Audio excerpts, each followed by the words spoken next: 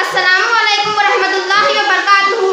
आज मुझे जिस मौजू पर तकरीर करने का मौका मिला है, मेरा उन्वान है वालिदैन की अज़मत। इस दुनिया में इंसान के लिए सबसे मुखालिफ उसके वालिदैन होते हैं, जो सारे दुख दर्द परेशानियां झेलते हुए ना सिर्फ औलाद की परवरिश करते हैं बल्कि उन्हें तरक्की के आला मुनासिब पर देखना चाहते हैं।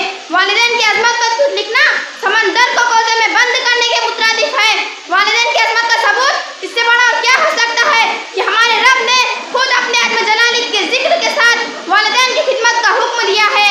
वालिदैन कुदरत का सबसे अनमोल खजाना है। माँ की खिदमत वाले जन्नत तो बाप उसी जन्नत में दाखिल होने वाला दरवाजा है। ये दोनों हस्तियाँ वो हैं जिनके बिना ना तो हमारी कोई पहचान है और ना ही हमारी कोई शनाख्त। माँ बाप की नाफरमानी और झिड़कने से भी रोका गया है और अदब नर्म गुफ्तगू के साथ इनके साथ अदब से बात करने से हुक्म दिया गया है। हदीस और कुरान से ये साबित हुआ है कि हमारे वालिदैन की दर्जा बुलंद लहजा हमें उनके सारे हुकूक अदा करना चाहिए ताकि अल्लाह व रसूल की नाराजगी से बचा जा सके। बड़े बुजुर्गों का कहना है कि जब औलाद दुनिया की दौलत से अमीर हो जाए तो माँ बाप उससे बात करने से डरते हैं कि कहीं मेरी औलाद मुझसे नाराज ना हो जाए, कहीं मेरी औलाद मुझसे खफा ना हो जाए।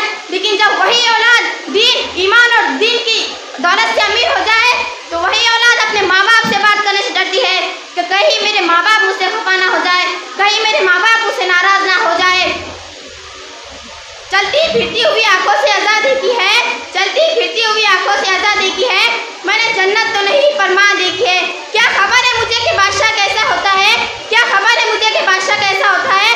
बस इतना मेरा ख्याल है कि मेरे बाबा जैसा होता है, बस इतना मेरा ख्याल है कि मेरे बाबा जैसा होता है। प्यारी बहनों, अगर आप अपने माँ बाप से नफरत करते हैं या आप अपने माँ बाप की इज्जत नहीं करते तो वो दिन दूर नहीं जब आपकी औलाद भी आपसे नफरत करेंगी, जब आपकी औलाद भी आपसे ऊंची आवाज में बात करेंगी।